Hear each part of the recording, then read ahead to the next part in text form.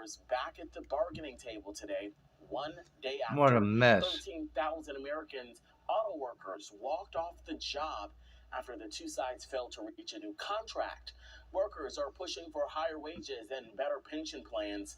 And their latest offer, Ford, GM, and Chrysler, included a pay increase of around 20% over the 4-year contract. But the president of the union says these offers are not enough.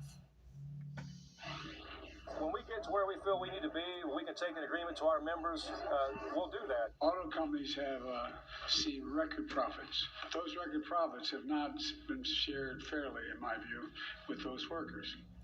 Ford has already laid off 600 workers at one plant because of the strike, and GM warns one of its factories could shut down as soon as next week. The union president calling that a squeeze. Maramis Gibson worked so hard to get. It's surveillance video inside her child's daycare, Sunshine Child Care Learning Center. It shows daycare manager Vivian Rankins first hitting her 4-year-old son Jordan repeatedly before grabbing him by the scruff of his neck, violently shaking him back and forth, and then throwing him back to the ground. I was livid. You hurt my son. You hurt my son. We spoke to Gibson and Jordan's father, Jordan Denton, in their home Saturday. They said to see their son physically assaulted like that was almost more than they could bear. What you're doing to my son is no 4-year-old can do anything to make you that angry. To the point where all that is happening, from picking my son up by his neck to shaking him. The abuse happened on September 8th, but it took Gibson 6 days to finally get Rankins to show her the footage. And once she did, the family called the Snellville Police Department. Police arrested Rankins 2 days ago after watching the footage. They've charged her with cruelty to children in the 2nd degree. Gibson and Denton say this is someone that's watched over Jordan since he was 1 year old. I'm like looking at my son like I can't believe somebody actually did this to you that we trusted. And the only reason she knew to get the footage was because a fellow parent who happened to witness the abuse told her about it. This family is extremely grateful that parent spoke out. That see something, say something is important. Now the parent 15,000 auto workers walking off the job today in an unprecedented strike. How President Biden responds amid criticism that his push for EVs, electric vehicles, is making things worse. And lawmakers face off with protesters in New York City. The immigration crisis reaching a boiling point as protesters shouting over Democratic lawmakers. Washington gridlock. Will Congress force a government shutdown? Congressman Chip Roy sits down with us to discuss, and he'll tell us what he expects to happen by October 1st. A battle between car companies and auto workers culminating today in a massive walkout. President Biden defending the union workers while facing criticism from those same folks. NTD's Iris Tao has more from the White House. And President Biden today sided with members of United Auto Workers who are striking to demand a 40% pay raise to compensate for inflation. Biden said that the big three automakers should share their record profits with their workers. He caused the inflation. Seen record profits. Those record profits have not been shared fairly, in my view, with those workers. They deserve a contract that sustains them in the middle class. More than 10,000 What middle class? You've ruined it. Demanding better pension, cost of living adjustments, and more job protections. For the first time in our history, we will strike all three of the big three at once. But the big three, including Ford, General Motors, and Stellantis, say they could only give an about 20% pay raise, as they need to save enough money to invest in the shift toward EVs. The strike is posing both an economic and a political test to the Biden administration. On the one hand, President Biden has been casting himself as the most pro-union president ever. But on the other hand, experts say that a prolonged strike could cost billions of dollars in economic loss. And the United Auto Workers has been critical of the Biden administration's push to transition from gas-powered cars to EVs, saying that that move could put workers out of jobs. If you look at the bigger picture of an electric vehicle, it uses 40% less people to assemble it because there's less moving parts, which what that means for the UAW is the fact they will, in the end, if things were to go 100% electric vehicle, you would lose 40% of your members. And all this happens as President Biden is seeking for re-election and is seeking more support from middle-class working Americans. The United Auto Workers has been withholding its endorsement of President Biden's re-election bid. So it remains to be seen whether Biden's public support of their strikes today would get him more support. Reporting from the White House, Iris Howe, NTD News. Stop parroting everything. Instead, drink a Red Bull. Shooting in southwest Atlanta overnight. Police say he was killed just before 2 this morning inside the Rail Yard Shopping Plaza on Ralph David Abernathy Boulevard.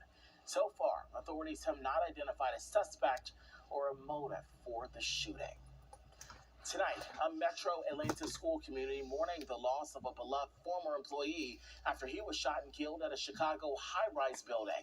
Officials with KIPP Metro Atlanta confirms the victim in that shooting was an assistant principal within the charter school system.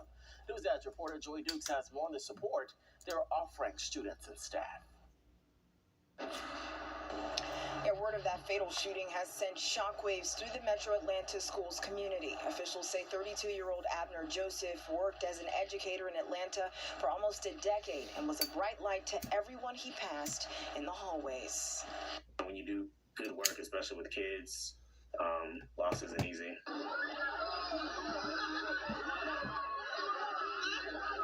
This is how KIPP Metro Atlanta school students and staff are remembering the assistant principal they knew as Mr. Joseph. I mean, Mr. Joseph was an integral part of our family. He was dedicated, passionate, committed to our scholars. He was committed to the mission of KIPP Metro Atlanta schools. Chicago police say the former Atlanta educator was shot to death Thursday night on the 48th floor of his downtown high-rise after a dispute with another tenant at the building escalated to gunfire. No questions of why this person, what could have been done. KIPP Metro Atlanta school spokesperson Lawrence Harris told Fox 5 Friday was difficult for everyone as administrators began to notify staff and students. He had made a lot of positive impacts on our scholars and our staff, and so I think just as the news is breaking, very emotional, a lot of tears. He says school officials immediately made grief counselors available for those struggling to process the incident that ended so tragically. We have some counselors who will be coming with counseling dogs as well for our scholars, our young scholars, who, as you can imagine, in an elementary age, just need someone to be able to talk to. Police say the tenant who fired those fatal shots was not charged. While many questions surrounding the shooting remain, Harris says they're trying to focus on the profound effect Joseph had on his students and thinking of ways to honor his memory.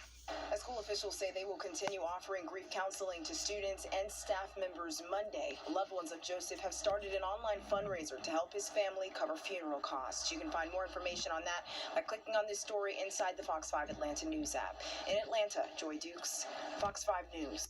All right, Joy, thanks so much. A 48-year-old woman is recovering tonight after police say she was shot overnight during an attempted carjacking. APD says it happened around 11 this morning inside the parking lot of the CVS. That's on Moreland Avenue. Officials say the woman was found inside her car nearly 2 miles away outside a home on Diane Court. She was taken to a nearby hospital where she is recovering tonight. The shooting is under investigation. FEMA will open a disaster recovery center in Lowndes County tomorrow to help the survivors of Hurricane Idalia. This comes just more than 2 weeks after the storm made landfall along the Georgia coast.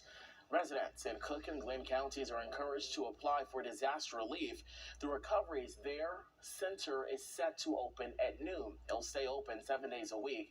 We also want to remind you of the deadline to apply for federal assistance is November 6th. You don't feel comfortable in public because it's like you fear if you do one thing, you're going to end up back in a hellhole. County leaders have called the situation at the Fulton County Jail an emergency due to overcrowding and lack of staffing. That's why Commission Chair Rob Pitts has asked Atlanta City Council members to increase the amount of prisoners allowed to be housed at the city jail to its capacity of 1,300. Right now, he says 400 are there. He also wants the criteria for which prisoners can be moved eliminated to allow more transfers. That would enable the sheriff, theoretically, and I want to emphasize this, theoretically, to better manage that jail, better meaning more efficiently and more effectively, because there will be up to 1,000 fewer inmates in the jail. The commission is also considering a plan to move some inmates to detention facilities in Mississippi and South Georgia. But Pitts says they may not have to look out of the city if the capacity of the city jail is increased. City leaders agree that it's an emergency, and I'm simply asking them to do their part, do their fair share in helping to solve this emergency. Atlanta City Council members tell us right now there isn't anything on Monday's agenda to discuss capacity at the city detention center. Fulton County commissioners will be discussing options to ease overcrowding at the county jail at their meeting on Wednesday. In Atlanta, Kim Loeffler, Fox 5 News. All right, Kim, thanks so much. Now, Trump.